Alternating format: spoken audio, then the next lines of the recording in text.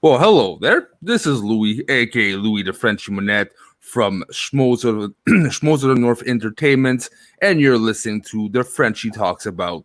This is the show that is pretty different from our other shows. We really just talk to a bunch of guests, everyday people about random subjects to just grow our knowledge base and to understand more the world we live in. All right, on today's show, we got a friend of mine. It's been what, almost 2-3 years we've known each other now. It's Mr. QC Merck. How are you today? All right, fine, thanks. And you?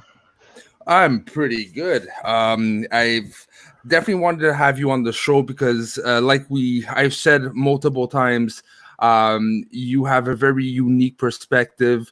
You said it yourself, antisocial, and don't give a shit what other people think, which I find is a precious gem to have as a friend because you don't get many of those.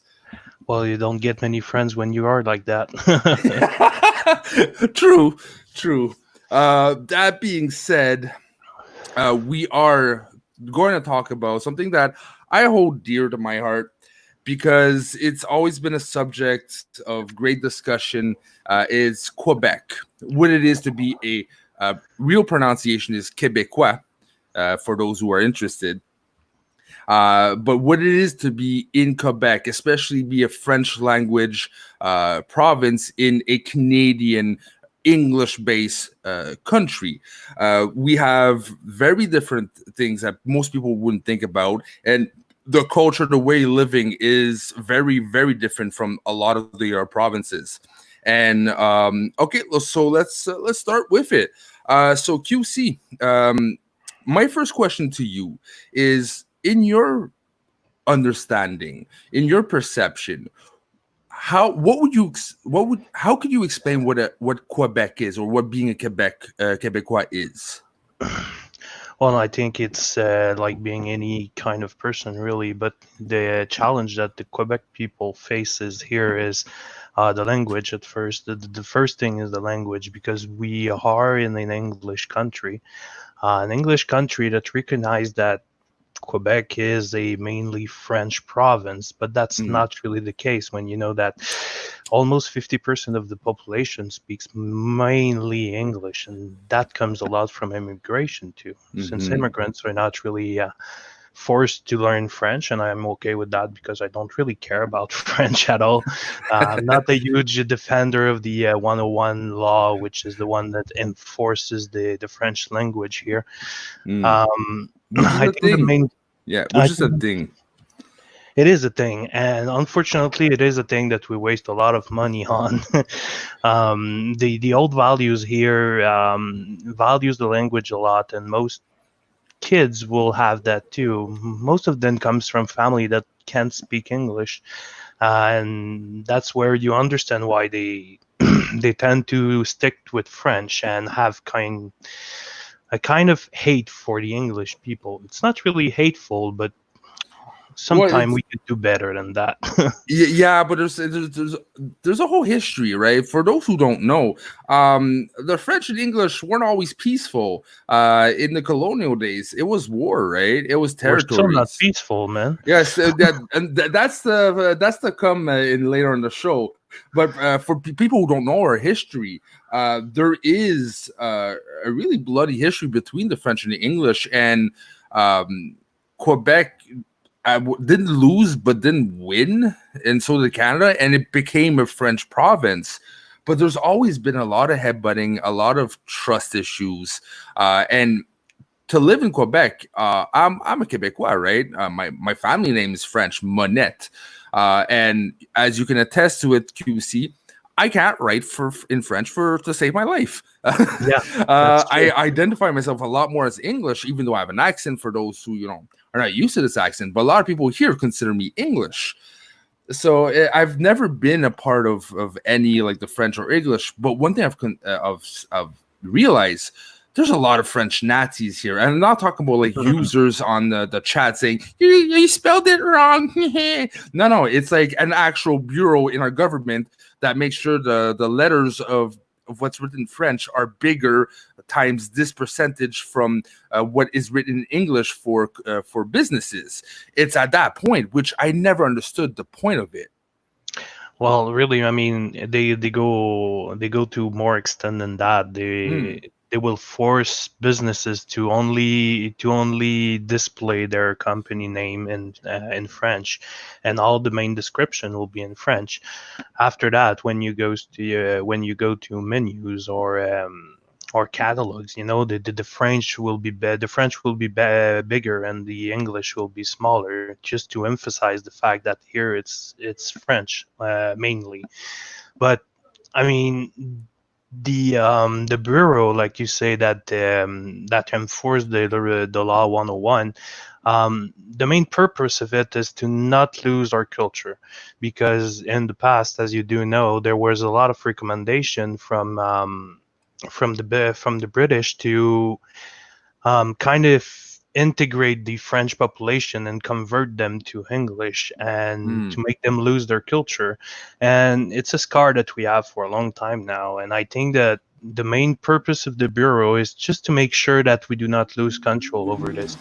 The problem is that it's one of the most divisive issue we have here in Quebec is, are we going too far with this, or should we go farther even more? Yeah, because it's a fine balance. So like, I completely understand, saving that heritage, because as much as a lot of other countries say we're a nice country, Canada has a way of dealing with their enemies. If they can't destroy you, they'll just give you territory, rip all the value of your territory, and basically force the newborns and the new generations to be Quebecois, or if not, good luck to you. So that's what they did with the Indian people, and that's what they did with Quebecois, and the different extents, but the narrative is the same. And I understand the bureau saying, no, we're keeping our hold, but it goes far sometimes. There's certain things that, like I don't know if you're aware of this, the bonjour, hello thing. Yeah, the hi welcome, Yeah, the bonjour welcome. yeah. Uh, There's like this part of in Montreal, okay, because the hub of Quebec is Montreal. Then you got the South Shore, North Shore, but in the hub itself, it's very bilingual. Even in certain parts, mostly English. yeah, So the stores would greet in both languages, and that bureau kind of stepped in and like starting to try to control the situation, saying no, it's always French, but not putting in consideration the population, the demands of the population where they live in. So the principle is there, but sometimes it goes against what the markets and what is needed to generate money. yeah. Well, when you refer to the bonjour I mean, this was looked upon by the government of Mr. Legault, Hmm. and he just mentioned it like really, really just in one interview, and the whole media went batshit with this one. But he clearly stated after that he will not reopen this matter. And as for now, they have not included any law that force anyone to greet people in both language. But you have said an issue that is really important, Faye, is that some region of Montreal will be so English that you can't actually have any service in French there. There's a lot of businesses in some parts of Montreal that the French-speaking person that knows Mm. nothing about English, which is like 45% of the population here, Yeah. maybe more, but they can't defend themselves in English. They have absolutely no idea how to speak it, and they can end up in this place, try to purchase anything, and won't be Hmm. able to speak with someone that speaks the same language, even though the main language here in Quebec is French. That is the main issue, because a lot of decision making people comes from Montreal, and Montreal is one of the big city here. It's probably the main one if you forget about Quebec itself. Yeah. Politically speaking, Montreal will be more close to to the provincial power than Quebec could be, Oh yeah. and that influences politics a lot because they are speaking always about the French, and we need to enforce the French language. But really, the only place you need to enforce it is in Montreal because of the massive immigrants that lives there.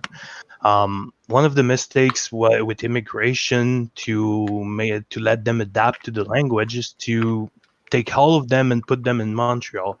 There are so many immigrants in Montreal that they do not have to learn French at all. They could Yeah. just go on in English forever and be just fine with it. And that's the problem that bothers the government and the French bureau, if you would like to tell it this way. um, it's that because they're so used to what they see in Montreal that they apply it to the whole province, but really the problem is centralized there.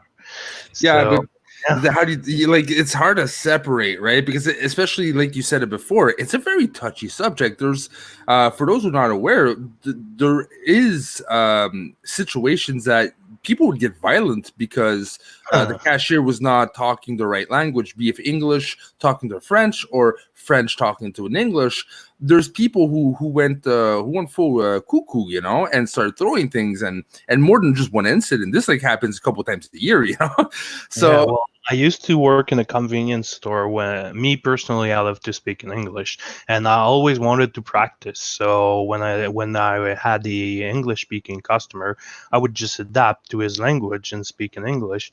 But hmm, one of my colleagues there, I'm not gonna name her, but she was really against speaking English, and she was even making fun of it. She liked to do customer service with English speaking people and refuses to speak in English and just see them struggle, you know. And I mean, the problem is on both sides. The English doesn't really want to speak French, and the French don't really want to speak English.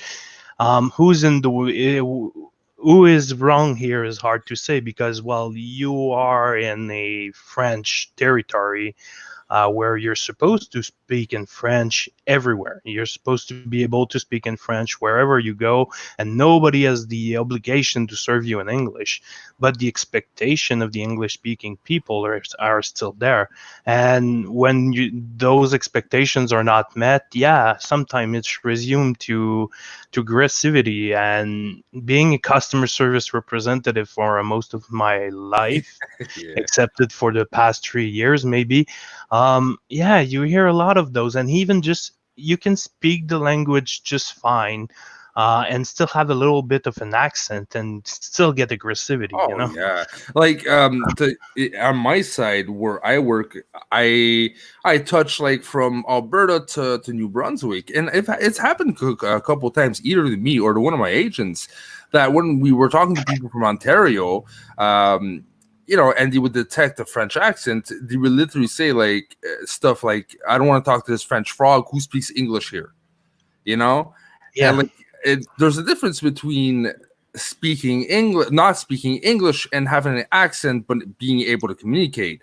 So there's animosity. There's the language and the importance of its place in society is such an interesting and unique thing because we're neighbors, Ontario and Quebec, but we have a long history of, you know, not being so polite sometimes. well, when you think about it, it's just not really the problem is not just the language. uh, I mean, the media in itself sparks the animosity by dividing the country, really. It's stupid, but I was talking about my game earlier before the show. In this game, it's worldwide. I'm playing with anybody from anywhere on the planet, but play with a lot of Canadian too. And I can tell you one thing. My name on Steam, for those interested, is Quebec Mercenary. And so everybody that plays with me know extensively that I am from Quebec. Hmm. When I speak with Canadian there, most of them are really friendly. They don't care about where you're from or anything here. But when it comes to Nova Scotia, Alberta, or Ontario, most of them hate Quebec. I Yeah. can't even say anything in the game. They're gonna target me and kill me just because I'm from Quebec. I think it's really funny because I'm trying to be super polite with them, because the reality is Ontario, Alberta, and Nova Scotia hates Quebec for all their own reasons. They have legitimate reasons sometimes, but Quebec doesn't care about that. Most of us are not even aware of that Yeah. I like. Alberta, Nova Scotia, and Ontario hates us, and it's really a one-sided thing. Yeah. They waste energy on hating us, but we don't even know. So what's the point? I like. I still don't understand why Nova Scotians don't like us. Like, do you know why the reason Nova Scotia doesn't like us? Nova Scotia is really interesting because, well, I'm not, I don't have the 100% of the details here, so you can just look it up. But as I've heard and read earlier this year, is that Nova Scotia at a certain point had they had a plan for hydroelectricity, Oh yeah. Okay. Yeah. and I don't know what happened, but at a certain point, the relation between the two provinces were not good, and Nova Scotians decided to go with outside consultations for this project. So they wanted to do hydroelectricity, but they didn't want to deal with Quebec because of what happened. So you can just Mhm. look what happened there, and that hydroelectricity project ended up costing so much that they just abandoned it. And that would have been prevented if they would just have asked Quebec about how we do things, because we're the leaders in the world for that. But they hate us so much that they doesn't even want us to help them on this, and now they failed. So the animosity is even is even worse than it was before. And That again, obviously, people who are listening. We're generalizing. Like, not everyone in Nova Scotia. Like, if there's a Quebec person going in, they'll be waiting for us with pitchforks. There is still like it's not all out war. But I do But understand it's that. pretty much established, really. Every time I have the pleasure to speak with a representative of one of those three, it's like a meme for them. It's a Mhm. joke that we do not like Quebec. Everybody knows it, and that's super fun because here you can ask anybody, "Do you think other provinces hates Quebec?" Some people will say that Alberta do, and it's pretty obvious given the political context here. But for the two other country, most people doesn't even know, and that's what's funny. How can it be a thing in three provinces, and the main subject of this joke is not even aware? Yeah. Well, it was because we're a very different people. There's like talking to other provinces. I realize Quebec people are not for all the parts, but we're very warm people, and a lot more inviting than certain provinces. We have a more group mentality, where like Ontario is very. I realize me, myself, and I a bit. Here we tend to stick a bit more in community. Yeah, that's for sure. And I mean, we have a lot of regions here, and most of Quebec. When you get outside of Montreal, Montreal is like a little Canada by itself. Yeah, true. You have the part of French and the part of English and all the different people coming from immigration, and it's just in Montreal, because when you exit Montreal, Quebec is a whole different thing. People Oh that yeah, say, "Oh yeah, I've been to Quebec." Oh, where? In Montreal. You didn't go to Quebec. nah. Quebec is outside Montreal. If you want to know the people that lives there and to know how it works and how we are, it's really outside of Montreal that you'll see it, because within Montreal, it's just a mini climate of what Canada is really. Yeah, and like if you haven't seen the cows and our sugar shacks yet, is because you're not really in Quebec. Well, um, you yourself, if you're saying that, is because you didn't go around Quebec enough, my friend. oh yeah, I know, but no, you know me. I don't like the travel crap. Last vacation I had like dates over 10 years. So, um, that I've being been said, on an 18 hours road trip around the province last year summer. this more than I could do, bro. Um, that being said, let's go to the second subject. That's another subject I want to talk about. Is something unique, kind of unique to its own to Quebec. Is we have two taxes.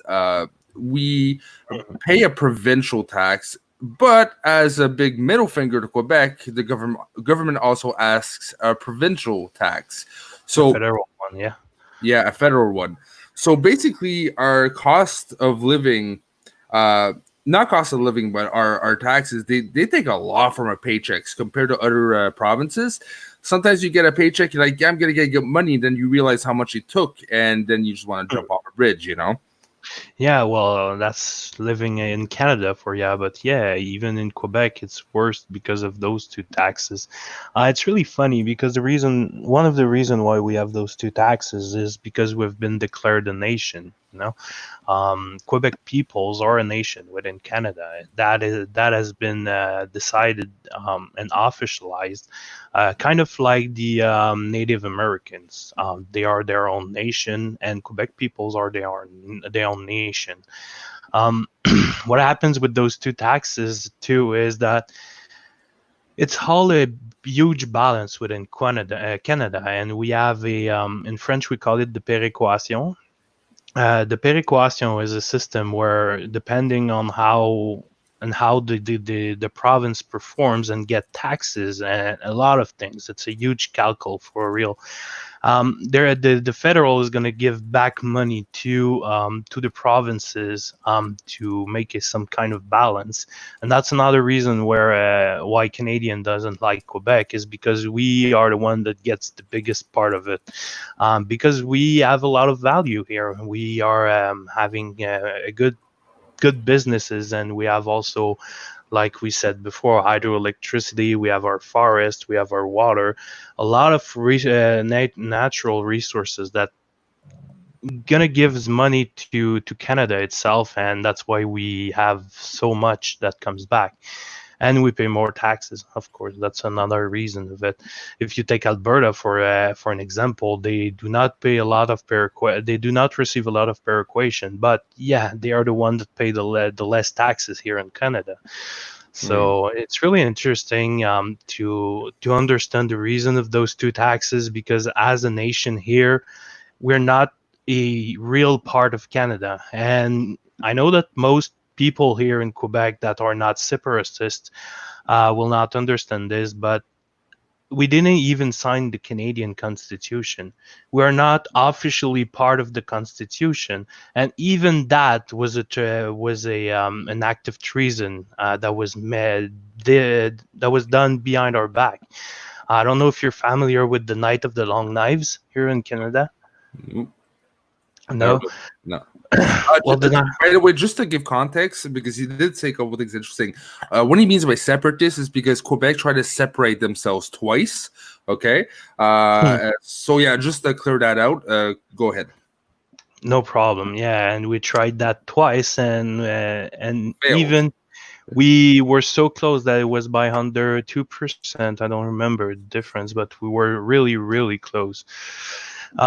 Yeah, the Night of the Long Knives is an event that you can read about almost everywhere. You just need to specify Canada when you're looking for it, because there's the same thing for Germany, if I'm not mistaken. The Night of the Long Knives was a night that back then, when all the provinces signed the Constitution, our first minister here was René Lévesque, if I'm not mistaken, and he had a deal with Canadian, and he negotiated this constitution because before everybody signed it, and he asked for some changes that were kind of accepted. It's a really dark area in my knowledge for this one. It was kind of accepted, but right before the signature of the Constitution, they changed the date of which is where it was going to be signed. They did not tell Quebec about it, and changed the element within the Constitution, and signed. Everybody signed it except for Quebec. We didn't even know it was going to be signed. since they have changed the date, and we have been excluded completely from it. And that's what's funny, because Canada doesn't want Quebec to not be within Canada, but we're not even allowed to sign the Yeah. Constitution. That matter has even resurfaced. It's this year or last year in 2019, and even Justin Trudeau said that he was not going to let Quebec sign the Constitution. He's not going to reopen the Constitution for that. And that's really funny. You don't want to let us go, but you don't want to have us either. So, what is it? What it's going to be, right? Yeah, no, it's a catch-22 for sure. It's they need us, but they like us where we are. Um, and there's a one advantage, Joe, and I didn't realize this until I'd say 25-ish. Is the fact that here, the cost of living, as much as we complain about taxes, is actually not as bad as a lot of parts of Canada or even the US, right? You can rent out, like right now. I have a 4.5, and a really big and nice 4.5. It's not like a crammed. The toilet is considered one full room, and here's your 4.5. No, it's just a real 4.5 for $700. So you for $700 in Ontario or BC, you get like a 1.5 if you're lucky. Yeah, well, here one thing that reduces the cost of living for multiple things really is the local product. And on first hand, if we forget about the apartment matter, if you want milk, if you want bread, if you want meat, if you want anything really, we produce it locally here. So it's really easy to access, and you don't have to do a lot of importation to actually. I'm sorry about that. To actually feed the people. Even more, if you are going to talk about electricity cost, it costs nothing here because we produce our own, and one of the the cleanest one with the hydroelectricity, and we have even too much electricity that we sell to the US and the rest of Canada. So that reduces the cost for a lot of product and a lot of building because, well, the electricity is cheap. It's really cheap. You can't see that anywhere else in Canada. The electricity, the price of the electricity.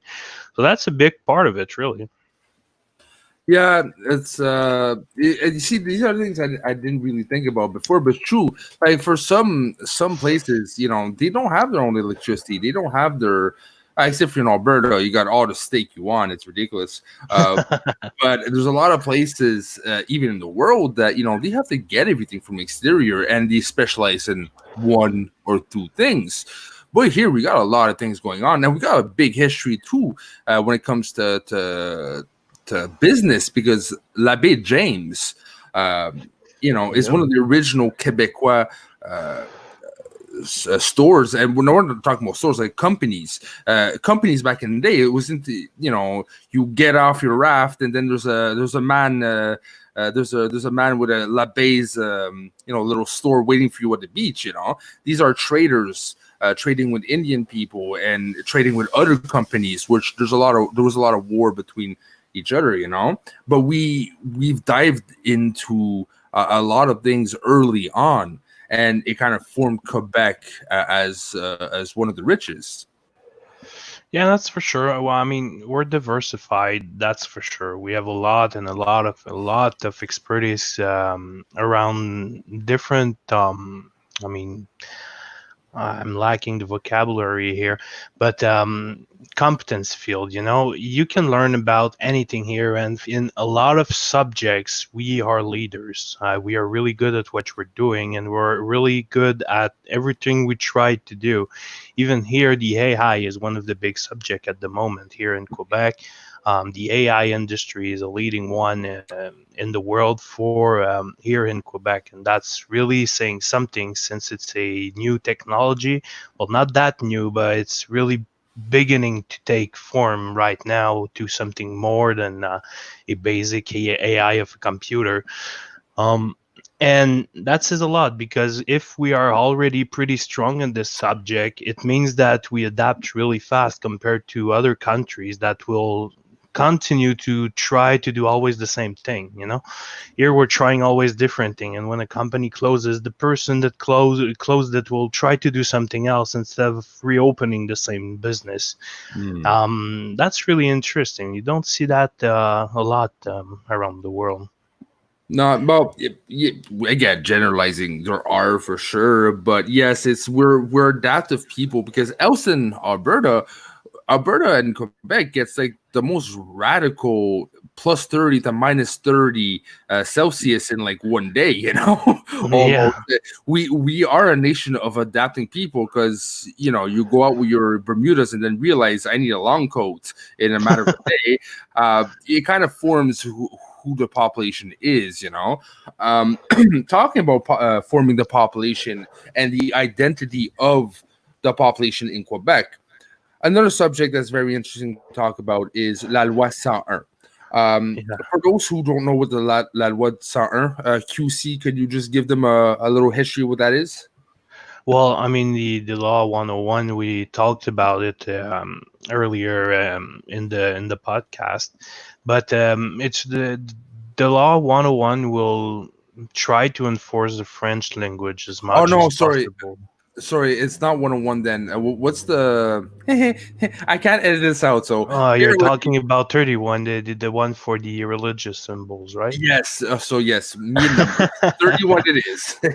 I think it's 31. I'm gonna have to look it up because the subject is closed for a moment here. Oh, 31, just to I'll, make sure. I'll do elevator music in the meantime. Dun, dun, dun, Yeah, exactly, because it's interesting here. dun, dun, dun, dun, dun,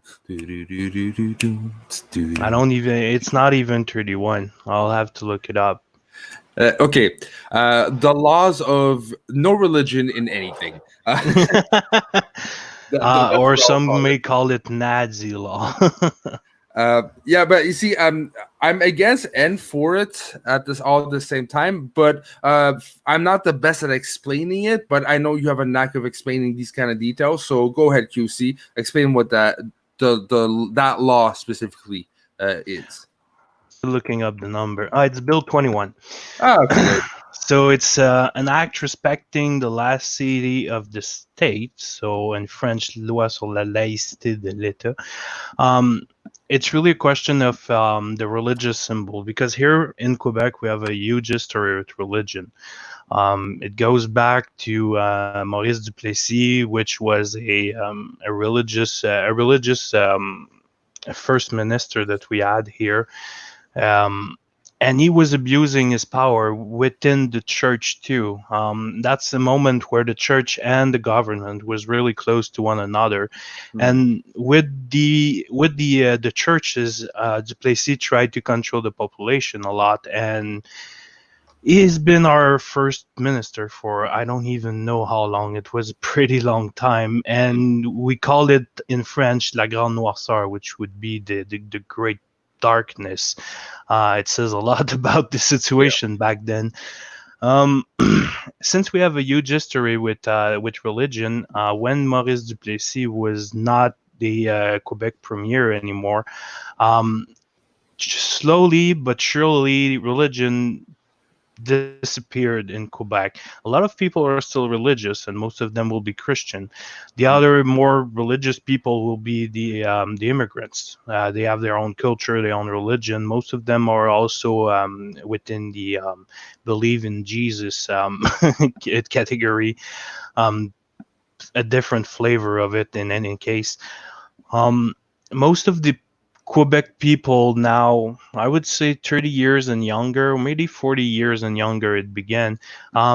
They refuse as religion. Most of them will identify as atheists. Mhm. They don't care about religion. They don't want to know about it. And it grew and it kept growing at a certain point that the CAQ, the Coalition Avenir Québec, here it's the current government, passed a bill, which is Bill 21, to enforce the separation between the government and the guy. Well, not just the government, but the state in itself, Mhm. and the churches, the religions.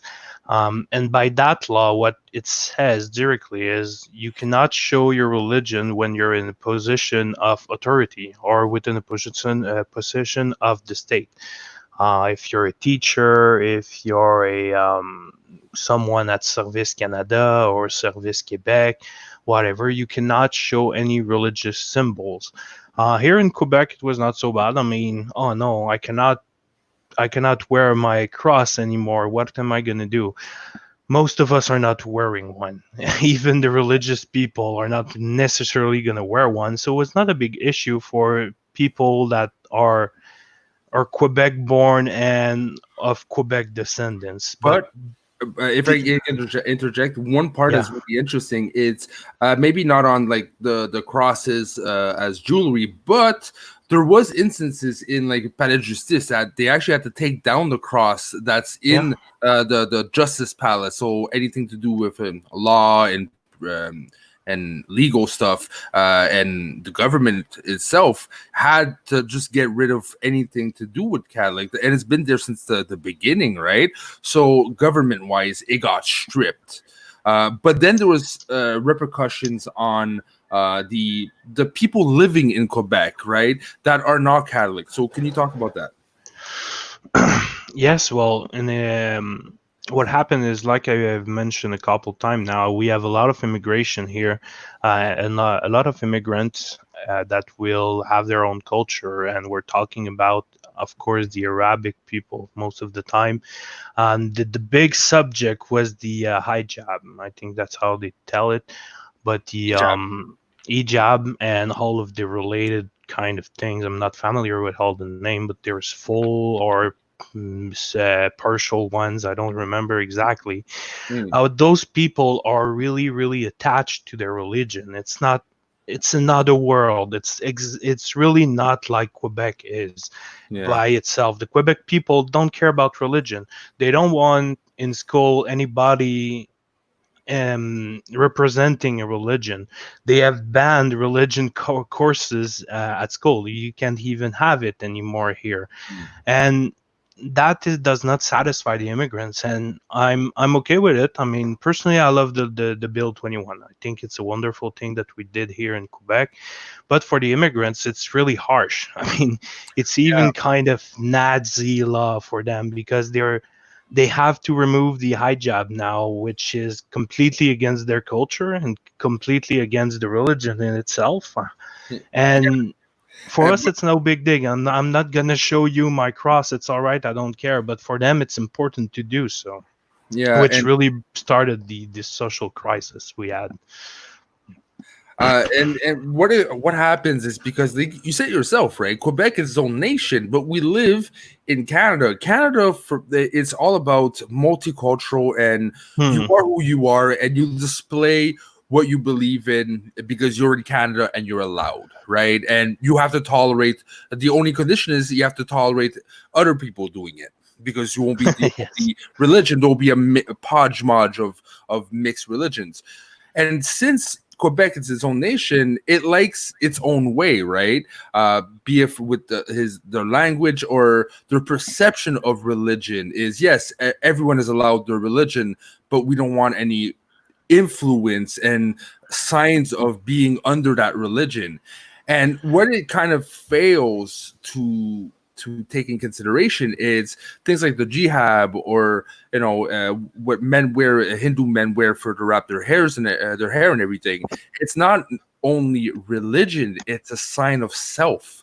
It's part of them, and it's not just preaching or just for God, but it's a some people don't even believe in the religion, but wear the jihad, Yeah, uh, it's part of on, the culture. but not just culture, in honor of their moms or grandmothers that always wanted them to do it when they're younger and they didn't, and then they passed away. In honor, they'll put it on, right? So how can you differentiate those things when it's not always about religion, but you're forcing them to take it off because that's not our way? Well, I mean, yeah, we can say it's forcing them to take them off, but I mean, I know that the bill is passed that people already in the that had job in the affected jobs, literally. The one that they already had a career and that would have been touched by the law are not, like I said, they're not touched by the law. They do not have the obligation to do it yet. It was, I think you use in English, grandfathered. It's Mhm. a grandfathered right they have.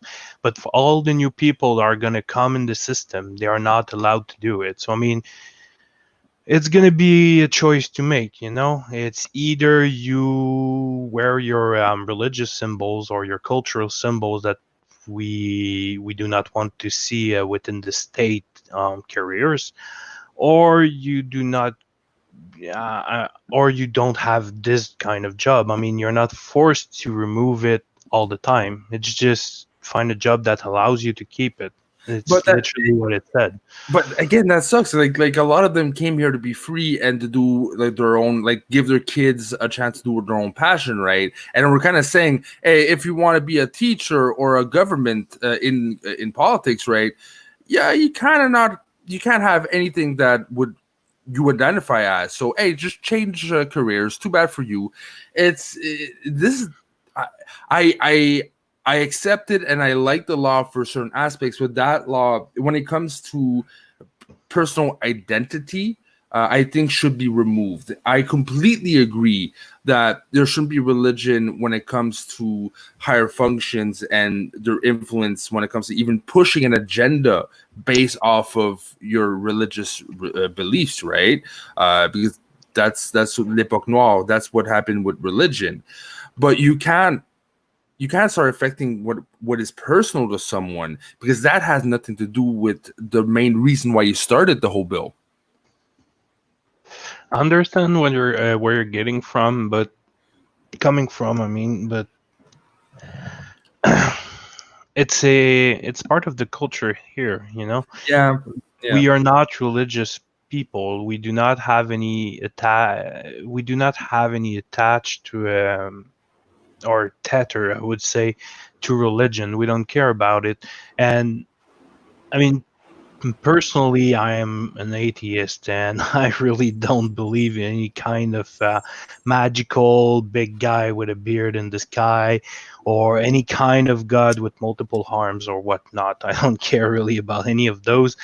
For me, it's not real, and it's part of it's part of getting better as a people to understand that it's not real, and that's my perspective. Mm. So when I think about it on this, keeping that in mind, all I can tell myself is why should I accommodate illusions and beliefs that are not real? Religion is not real. It's all a conception of the world that was beautiful when at the time, but Oh yeah. now it's childish. It's you're not supposed to keep believing when the truth is right there.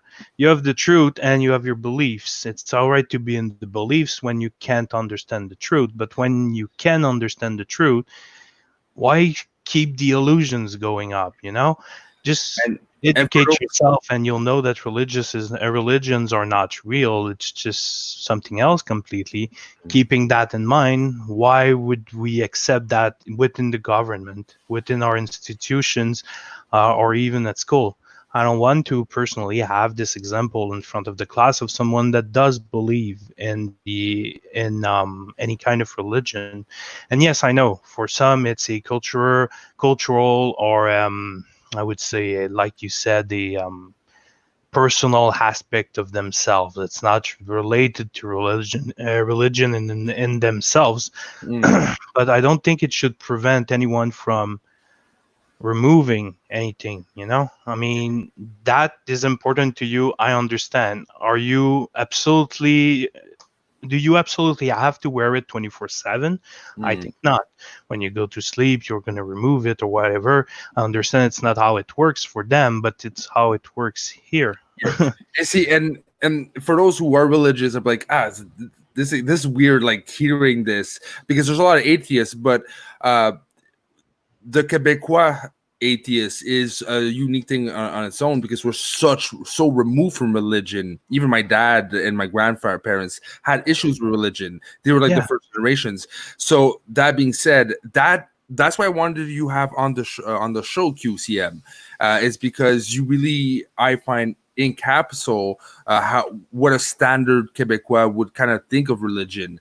This is that, and that's a challenge of being religious living here, and meaning being religious. Now we, like you said before, talking more about immigrants, and there's, I think, probably more Muslims and Hindus than Christians here now, right? So Yeah, most likely. that's a Well, give challenge. it 10 That, or 20 years and it's going to be true. Not yeah, because there will be more of them, because the whole people here will have died, and now the old idea will have gone. yeah.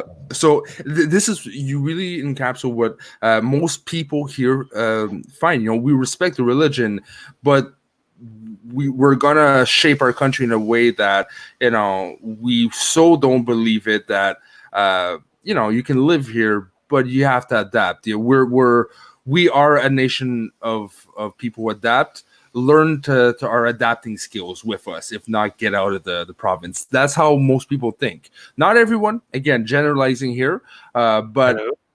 Yeah, it cut it for a bit. I missed the 10 last seconds. it's, in that case, it's I'm just rambling on like I usually do.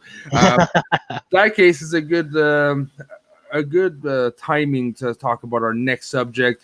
It's something that I talk often with non French people, even French people in France, is our swearing. Now, we don't have that much time to talk about. We got maybe 10 minutes, so just keep that in mind, QCM. Uh, Yep. I'll start with you. What is your favorite swear word in Quebecois? Oh my god. Do I have to have a favorite one? Okay, the one that sticks with you or resonates with you a bit more than the others. Well, I'll name three of them because it's really the three only one that I really use. It's gonna be hostie, tabarnak, maybe calice, and ciboire. That's the four one that I use mainly. Now, me personally is sacrament tabarnak. Okay, and My sacrament, that's a good one. why? And it they have their own meanings, their own They all have placements too, meanings. right? Uh, you can use it in circumstances like t'es un asti de tabarnak, c'est que you're a fucking asshole, you know. But if you're mad at a situation, you just scream out the word tabarnak, saying like "God damn it," almost equivalent, Yeah, right? And asti is usually directed not to a situation but to a person. Mon asti, like, oh, you fucking asshole, you know. So yeah, it's gonna be a period too. You know, it could be just a period in the sentence. It's all right too. and as much as the like English curse words are cool, I'm not gonna name them because YouTube's gonna kill me more than I am right now with the French curse words. But you can't really combine F and the C and, you know, just without adding anything else. You can't put swear word to swear word to swear word and it makes sense. In Quebec, it's almost like poetry. Mon hostie de ciboire, calice, sacrament, tabarnak. I didn't say Yeah, any other words than swear words. I just said swear words, but it sounded so good. I have to agree with that, and it's really saying something because it's part of our culture here. The swearing part is, well, our swearing comes from the word we're not supposed to use. They are all related to religion, and that speaks a lot when with our last subject that we had. Um, Here the religion is we are so resentful against it that we are using the word from the church to swear, and I think we're the only country slash province in the world that is really doing that, and it shows our history with religion, and maybe people can understand better why we don't care about religion at all, because those curse words when I was little, I was getting punished when I was saying them, and really they are just normal church words that you would say, and hostie is just the bread of the Christ, and the tabernacle is I The don't even tabernacle, remember what it is it's really. the tabernacle is like the house of God. It's what uh, embodies anything that is holy. Well, there you are. I don't even know really the meaning because I Uh, never were really religious myself. But those Chalice, words, I'm chalice sorry. is chalice is the chalice. Yeah, So the that I know. bowl, yeah, like that holds the water, the holy water and stuff. Anyway, all of them are religious words that we use, and that's really interesting. And when I was at college before, what we call here cegeps, I had a French teacher. My last course I had to do of French. She wrote a book about it that we should be proud of those words and use them whatever we like because we don't care about religion. She wrote a book about it. It's just words that it's part of our culture. We cannot not use them because it would be treason to our own culture. Treason, maybe not, but it is definitely a part of our culture, and it's something that people who don't speak Quebecois. We're famous for two things: our swearing and our poutine, and maybe maple syrup and some meat. But our swearing, our poutine, is what kind of makes us famous. Even for those who know what Schmodown is, I got Kaiser on not too long ago, one of the managers of the teams, and after the chat, I spent like good 20 minutes just showing him how to curse in Quebecois, and he was happy to do it. So Yeah, I don't understand why people like it so much. because I it's just remember at work we had a Tunisian person that came in, and she was really really shy, and I taught her how to swear in Quebecois, and she was so amazed by the words themselves because she thought all of them were pronounced in a really aggressive way compared to other language. And I never really thought about it, but it's kind of true though. yeah, All no, of those words are always aggressive. it's how can I say it? It's like someone. Oh yeah, true. Someone told me it's the equivalent of when an English person sees a German person swearing. It's for a French person seeing a German person almost swearing in French. It Yeah. is very aggressive. It is very um, just unusual. And again, we are proud of it. Like, what other country is proud about their swear words? It's like we worked on them so well that no one can beat us in our swear words almost. Well, I That we're think not proud. Americans are pretty proud about that, about theirs. Even here in Quebec, we are. I like to say we're franglophones, where we speak both language kind of at the same time, Yeah, and like and us that call this the fucking shit.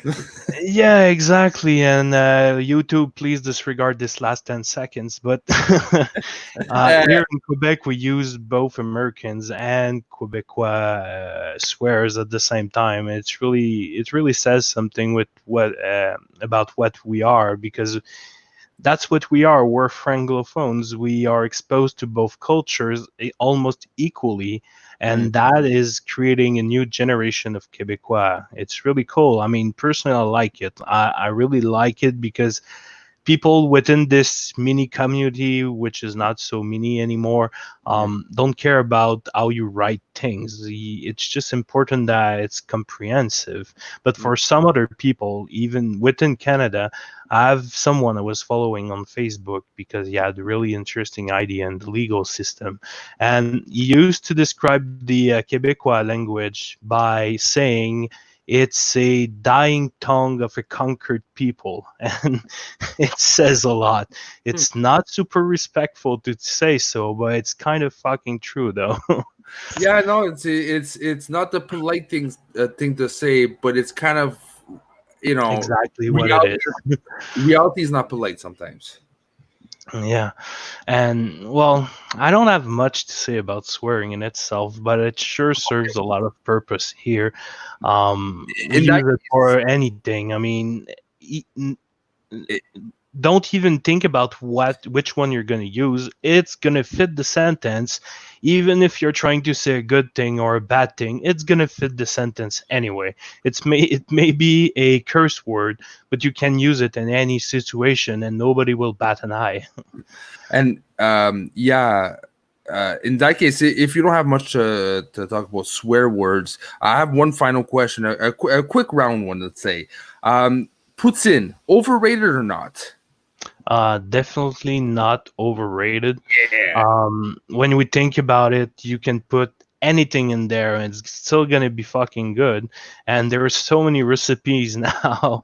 You can buy a poutine that have anything in it now and it's super good. Personally, hot dog sausage with bacon, that's my favorite one. I Mm, mean, if you're gonna die from anything concerning fat and whatnot, I mean, this is the way to go. You have fucking fat cheese in this. You have potatoes and a sauce that is so fucking salty that you'll die after eating it. yeah. Why not put some bacon and sausage Yeah. on top of that? You only live once. Yeah. After this one, it's over. Yeah, pretty much. But if there's one place, let's say someone that's listening to our show right now Oh my is god. planning to go to Quebec, where would you recommend them to eat a poutine from, if you know any good places? I mean, there's a lot of them, and I mean, it depends on the taste, but I would say La Banquise in Yeah, Montreal is one yeah. of the places that everybody will know. But if you go in regions, so if you go in Chicoutimi or Lac Saint Jean or even in Quebec, you'll have a lot of small restaurants that'll make a surprising poutine really fucking good. Yeah, like if you see a cantina off the highway Yeah, and it's small and it looks crappy, go. That's your best bet for the best. exactly. The less inviting it is, the better it'll be. Exactly. It's there's still mom and pop, and this is before like trailer. This is not food trucks. Maybe now there is, but I remember being young, and I remember still see them today. They're not food trucks. They're little mom and pop shops that are like in a mobile home next to where they live, and they turn into a kitchen, right?